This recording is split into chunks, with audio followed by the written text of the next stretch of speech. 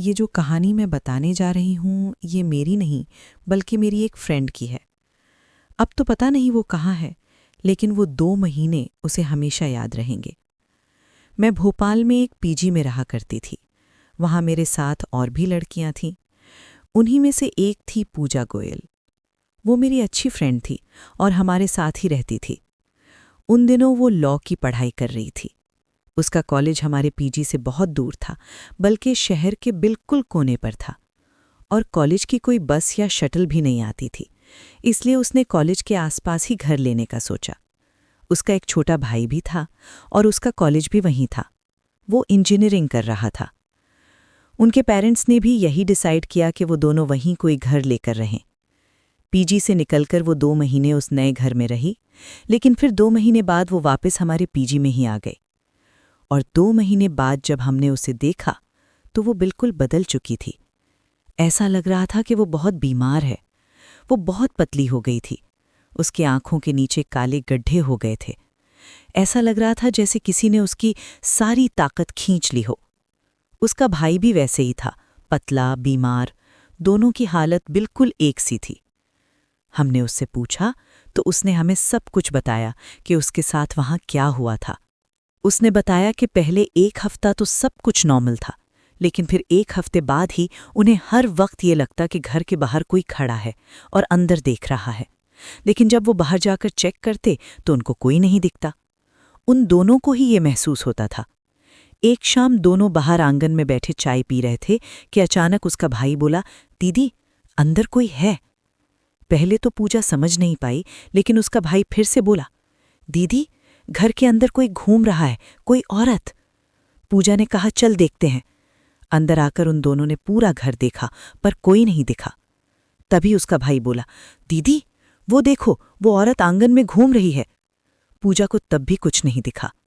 उस दिन के बाद से उसके भाई की तबीयत खराब रहने लगी। वो ठीक से खाना भी नहीं खाता, और खाता तो उल्टी कर देता। कॉलेज के एग्जाम्स में भी बैक लग गई, लेकिन पूजा को अब तक कोई प्रॉब्लम नहीं हुई थी। बस घर में हमेशा मनहूसियत सी महसूस होती थी, लेकिन तब तक कोई परेशानी नहीं हुई।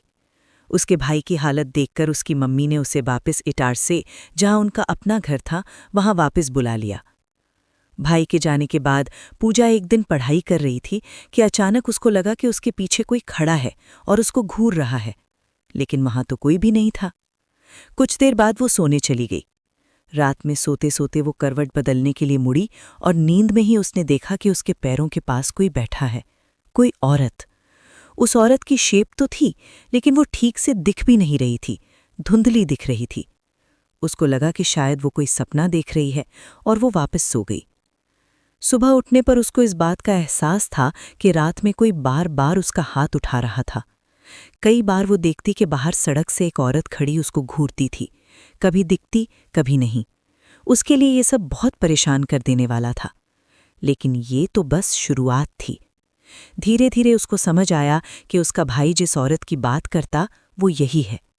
वो खाना भी नहीं खा पाती थी, उसका फ्रेश खाना भी 1 घंटे के अंदर खराब हो जाता। पूजा का हाल भी बिल्कुल उसके भाई के जैसा ही होने लगा था। उसने अपनी मम्मी को फ़ोन किया और सारी बात बताई। उसकी मम्मी ने वहां आकर वो सब देखने का फैसला किया। जब उसकी मम्मी वहां आई, तब तक पूजा को वहां रहते हुए 1.5 महीना हो गया था। एक रात सोते हुए उसकी मम्मी को लगा कि कोई औरत उनको पलंग से दरवाजे की तरफ खींच रही है, और वो चिल्लाने लगी, जाने दो, मत खींचो। मम्मी की आवाज़ सुनकर पूजा ने मम्मी को नींद से उठाया तो पता चला कि वो सपना देख रही थी। उसकी मम्मी उसी वक्त समझ गईं कि यहाँ कुछ तो गड़बड़ है। हर रात पूजा को यही लगता कि कोई उसके पास बैठा हुआ है, कभी उसके पैरों के पास तो कभी उसके सिर की तरफ। कई बार रात में सोते हुए उनको लगता कि कोई दरवाज़ा खटखटा रहा है। एक बार तो उसको अपनी दादी की आवाज़ भी सुनाई दी। वो उसको रात 2:30 बजे गेट के बाहर से बुला रही थी। उस टाइम उसकी मम्मी भी वहीं थी और उन्होंने भी वो आवाज़ सुनी। मम्मी को पता था कि ये दादी नहीं हो सकती, क्योंकि वो तो इटारसी में घर पर थीं। पूजा की मम्मी ने भी महसूस किया कि वो जब से यहाँ आई हैं हर वक्त थका हुआ महसूस करने लगी हैं। उन्होंने पूजा के पापा को बुलाकर वो घर खाली कर दिया। फिर उस जगह के मालिक से बात की गई। उसने बताया कि वहाँ पहले जो लोग रहते थे वो अब कहाँ हैं उसको नहीं पता। उसको बस वो प्रॉपर्टी अच्छी और सस्ती मिल गई तो उसने खरीद ली थी।